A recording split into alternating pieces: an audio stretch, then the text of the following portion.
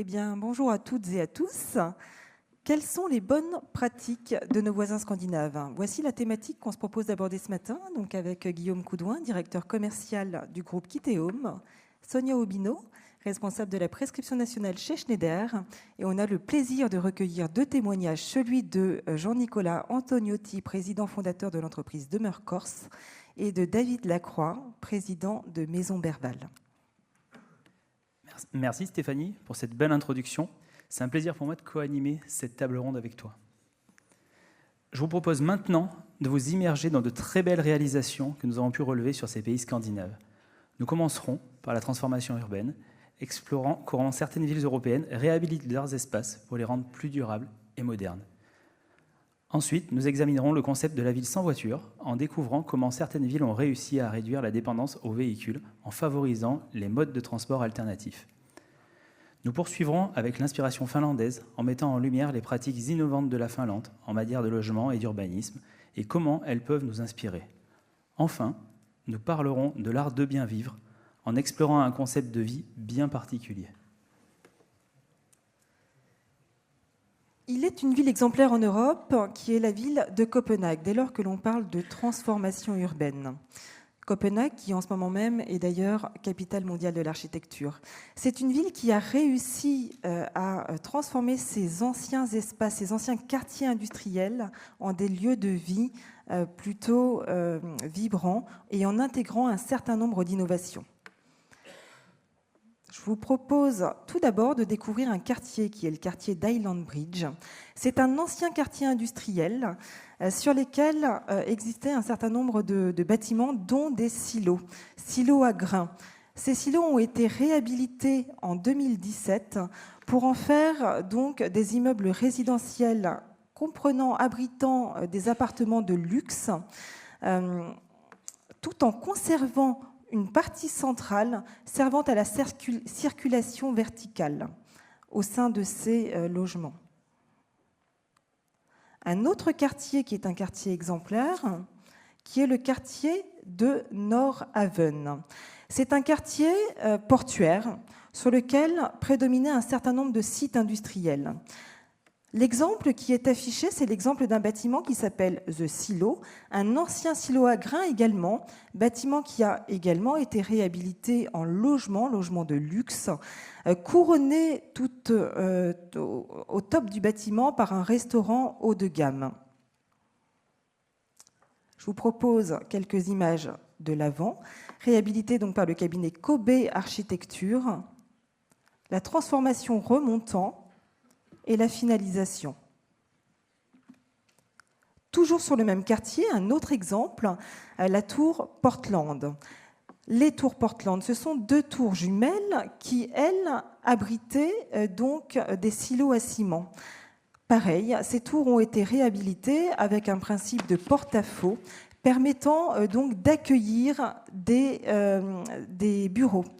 Tous ces exemples-là sont des exemples frappants, marquants, d'une ville qui a réussi à transformer, tout en conservant son architecture industrielle, donc ces quartiers en des lieux de vie qui sont extrêmement modernes et qui sont adaptés donc au mode de vie, je dirais, contemporain.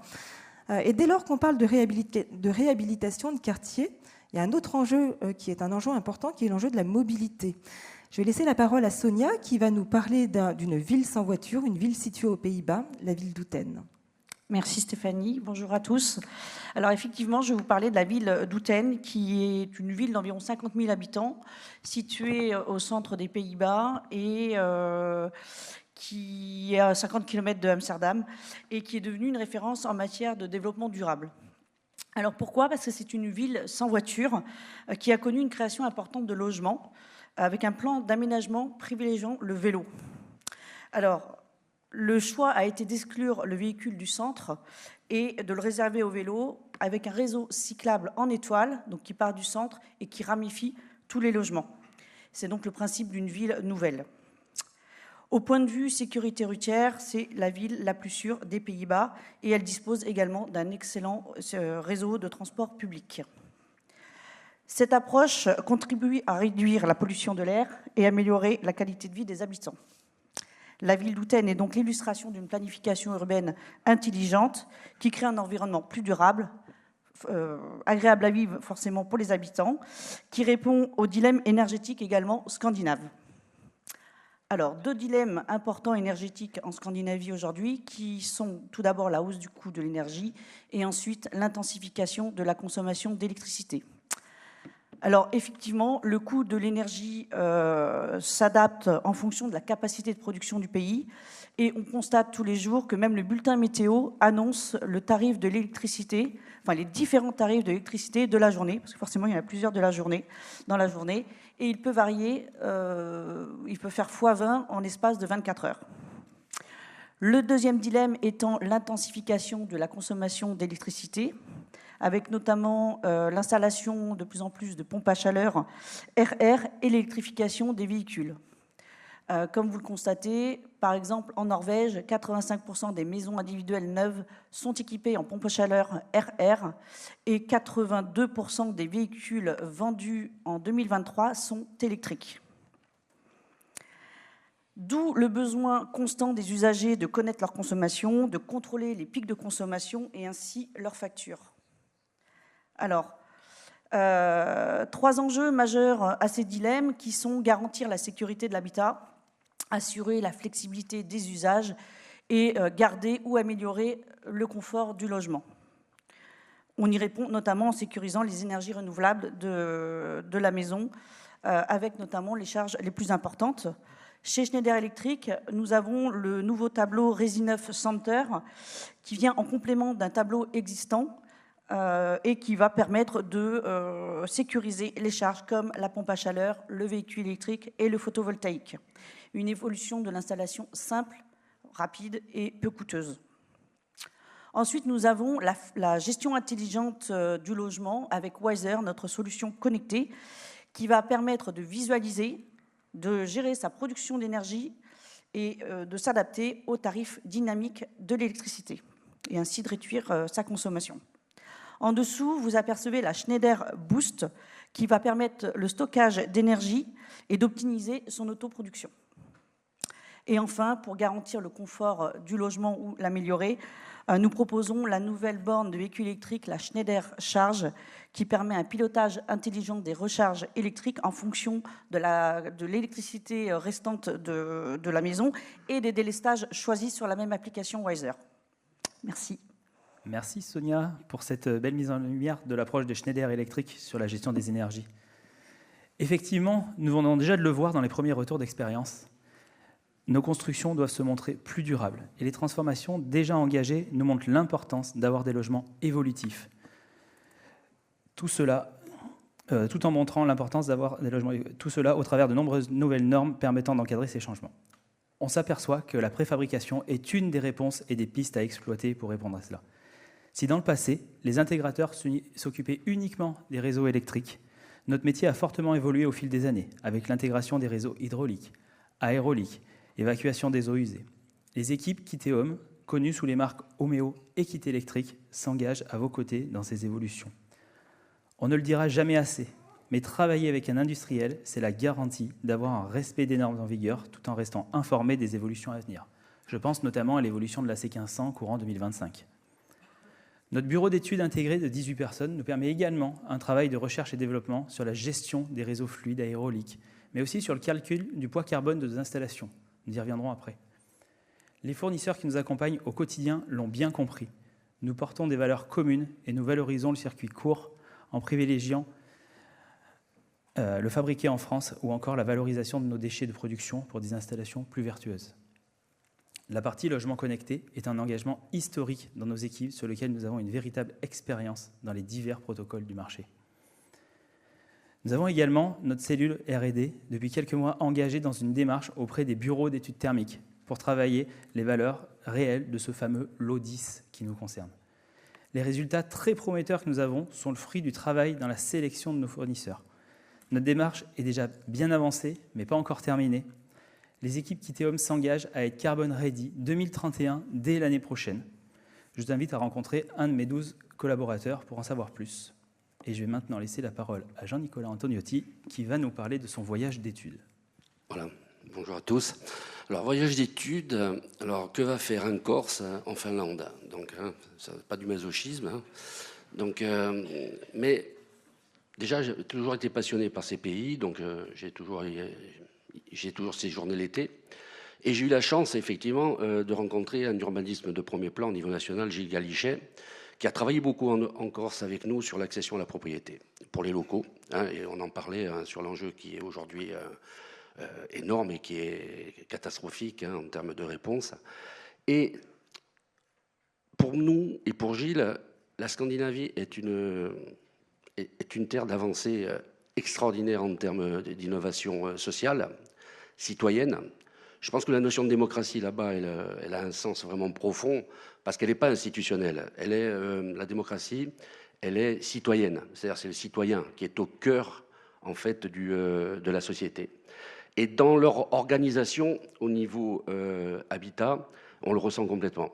C'est-à-dire que, on parlait tout à l'heure d'Houghton, que j'ai visité, qui est une référence extraordinaire, 50 000 habitants, pas une seule voiture, une ligne chemin de fer qui traverse, en partie haute, c'est-à-dire qu'elle est sur pilotis, elle ne met pas de rupture, des gares et des vélos. À l'échelle de 50 000 habitants, c'est ça que c'est une ville nouvelle. Moi, j'ai vu des villages, aujourd'hui, qui ont 25 ans. C'est-à-dire que ce n'est pas des expériences qui sont menées depuis quelques années. C'est-à-dire qu'on a des retours d'expérience et de vie sur des personnes qui sont sur ces installations-là, sur ces espaces-là depuis 25-30 ans. Et ça a été un choc intéressant. Pourquoi ? Parce que ce qu'il faut retenir de manière importante, c'est que dans ce qu'ils font et dans ce qu'ils conçoivent, c'est l'humain qui est au centre. Ce n'est pas l'architecture qui est au centre. Ce n'est pas la technique. Mais c'est l'humain. Et déjà, la première chose à faire, c'est qu'ils excluent complètement la voiture. La voiture et leur plan de masse. Alors nous, nos plans de masse et nos lotissements, c'est des tablettes de chocolat, avec des circulations de tous les côtés, et des accès, et c'est la voiture. Et si on pouvait, et ce qui est encore la folie, on fait tout pour faire rentrer la voiture dans la maison, le garage. Chez eux, c'est un concept qui est complètement exclu. La voiture, elle est en périphérie. Et c'est le plan de masse qui va guider, en fait, la façon d'organiser les choses, parce que le plan de masse, on va mettre au cœur l'habitat et toutes les circulations qui sont douces. Et là, c'est uniquement pour l'individu. L'individu, c'est lui qui est au centre. Et toute la conception se fait à partir de ça. Alors, quand je vais là-bas, ils me disent, mais attends, la Scandinavie, c'est pas la Corse. Pour faire accepter ça aux Corses, alors les Français en général, mais les Corses en particulier, c'est pas si simple que ça. Je pense que c'est faux. Je pense qu'ils ont simplement une avance très importante et ils nous permettent de simplement revenir à ce qu'on était. Quand vous aviez un village corse, vous arrivez dans un village corse, aujourd'hui il a été détruit architecturalement et tout par des constructions n'importe comment au niveau architectural. Et quand vous voyez le corps du village, vous dites, mais attends, il n'y a pas d'architecte, il y a une harmonie. Mais l'harmonie, elle était par le fait qu'effectivement, les gens, ils construisaient des basiers utiles parce qu'on était sur des matériaux qui étaient locaux, qui n'avaient qu'un seul menuisier, il n'y avait pas 50 menuiseries différentes. Et ça, c'est très important. Et ces villages-là, ils n'étaient pas faits pour les voitures. Ils n'étaient pas faits pour les voitures. La voiture n'a pas été, n'existait pas. Donc, j'ai retrouvé, en fait, sur ces expériences-là, en fait, la remise en place de la conception originelle du village corse. Et ça m'a fortement inspiré, y compris, en fait, dans la conception de lotissement ou d'une résidence, par exemple, que j'ai réalisée et que je suis en train de réaliser au cœur de la ville d'Île-Rousse, dans le nord de la Corse, où là, je me suis obsédé à sortir et à donner un aspect très secondaire à la voiture. Par exemple, je me suis efforcé de faire comprendre, y compris qu'il fallait relativiser la dimension des parkings et des places de parking aujourd'hui dans les centres-villes. C'est pas possible aujourd'hui de me dire la règle, c'est il faut qu'il y ait 2,25 places de parking par logement. C'est complètement débile. Je veux dire, moi, vos parkings, dans 15 ans, j'en aurai plus besoin. On n'en aura plus besoin. Pourquoi ? Parce que déjà, la mobilité, elle se fera de manière différente. Déjà, elle sera douce. sera électrique avec des petits... Alors chez nous en Corse, le vélo, c'est pas simple, mais aujourd'hui, il y a du vélo électrique, et j'en suis un adepte. Donc ça marche. Et ça marche même chez nous. Même chez nous. C'est pour ça que ce qui est intéressant dans ces pays scandinaves, c'est que je pense qu'ils ont une avance très importante au niveau sociétal, à tous les points de vue, mais y compris en partie sur la construction, sur la façon d'y vivre. Et pour moi, je dis bien, ça a été un voyage initiatique. À tel point qu'y compris le dernier que j'ai fait, j'ai voulu y amener avec moi ma fille et mon gendre, qui sont donc ceux qui auront vocation à reprendre l'entreprise. Et je pense que pour eux, c'est un point important de référence. Je voulais faire ce témoignage parce que je pense qu'il est important. Merci beaucoup, Jean-Nicolas. Alors, dans les pays d'Europe du Nord, l'air et la lumière sont deux éléments fondamentaux. Ce sont des pays où le climat est plutôt froid l'hiver et où les journées sont plutôt courtes. Donc le taux d'ensoleillement annuel est quand même globalement plutôt faible, ce qui pousse les habitants à optimiser à maximiser, je dirais, les entrées de lumière naturelle. Quand on parle d'entrée de lumière naturelle, on parle bien sûr de menuiserie verticale, mais on parle également de menuiserie zénitale, donc de fenêtres de toit. Cette importance de la lumière, et David nous en parlera dans quelques instants, elle est profondément ancrée dans l'art de bien vivre, ce qu'on appelle le hygge au Danemark ou le lagom en Suède. Ce sont des concepts qui valorisent le bien-être au sein des habitats par le biais d'espaces qui sont ouverts, qui sont connectés à la nature. Jean-Nicolas a abordé rapidement le point sur son inspiration finlandaise. C'est connecté, les logements sont connectés à la nature. En somme, dans les pays nordiques, on pourrait dire que la lumière naturelle, l'air pur, sont plus qu'une nécessité, c'est une manière de vivre. Et j'ai envie de te poser la question, David. Tu as lancé quelques mois une maison signature qui s'appelle la maison hygge. Quelles sont les caractéristiques de cette maison, les caractéristiques primaires, et dans quel cadre cette maison s'inscrit-elle pour ton entreprise ? Merci Stéphanie, bonjour. Tout d'abord, le hygge, c'est difficilement traduisible en français, mais c'est un sentiment de bien-être, une humeur joyeuse, une atmosphère chaleureuse.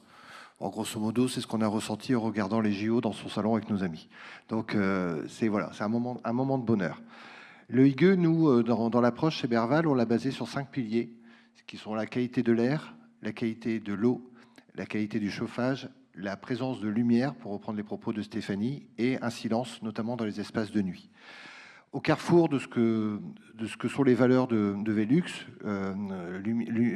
luminosité et ventilation, de ce qu'est le positionnement de Berval et mon groupe Hexaom, et également du fait que nous sommes adhérents de Cercal, avec la référence NFHQE, dont vous voyez les principaux thèmes à l'écran, à savoir l'air plus sain, les économies, la meilleure luminosité. On retrouve en fait beaucoup de valeurs qui sont dans le concept hygge.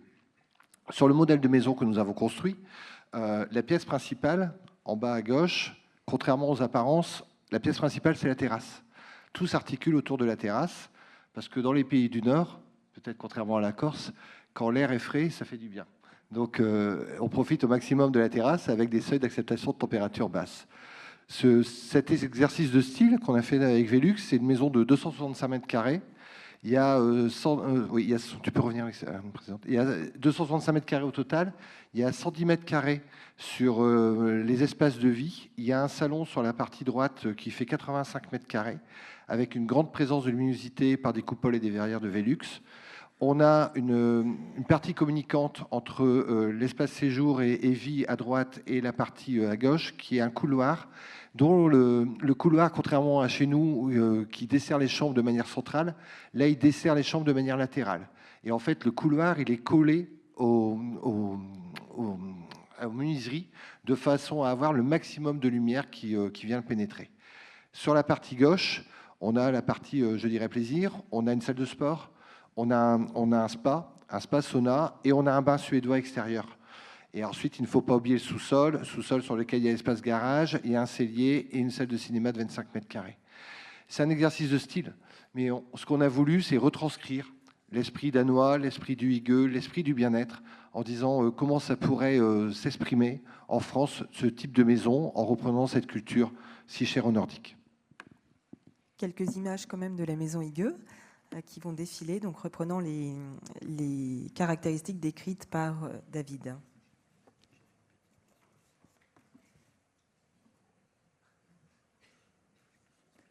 Et merci à tous pour cette riche discussion sur les pratiques européennes en urbanisme et logement. Nous avons couvert de nombreux aspects fascinants Et il est clair que les pratiques offrent des leçons précieuses pour notre propre développement urbain. Nous avons vu comment la transformation urbaine est non seulement une question de revitalisation des espaces, mais aussi de gestion durable des énergies. Les villes européennes intègrent des solutions innovantes pour optimiser la consommation énergétique, ce qui est crucial pour réduire leur empreinte carbone et améliorer leur résilience face aux défis climatiques. Le concept de la ville sans voiture nous a montré l'importance de repenser la mobilité urbaine. De plus, la préfabrication des logements émerge comme une solution efficace pour répondre à la demande de logements abordables et durables. En combinant ces approches, nous pouvons non seulement alléger la congestion urbaine, mais aussi accélérer la construction de logements tout en minimisant l'impact environnemental. L'inspiration finlandaise nous a offert de perspectives précieuses sur l'innovation dans le logement. Une autre dimension essentielle que nous avons explorée est l'ensoleillement du logement. L'optimisation de la lumière naturelle n'est pas seulement une question d'esthétique, mais aussi un facteur clé dans la réduction des besoins énergétiques et l'amélioration du confort des résidents. Enfin, nous avons discuté de l'art de bien vivre, un concept qui regroupe toutes ces pratiques pour créer des environnements où il fait bon vivre, en intégrant une gestion énergique efficace, des techniques de préfabrication avancées et des considérations sur l'ensoleillement. Nous pourrons véritablement améliorer la qualité de vie de nos villes. Pour conclure, les pratiques que nous avons explorées aujourd'hui montrent comment une approche intégrée et innovante peut transformer nos villes en espaces plus durables, fonctionnels et agréables à vivre. Merci encore pour votre participation active. Je suis sûr que ces échanges stimuleront de futures réflexions en action dans nos propres projets. Merci à tous.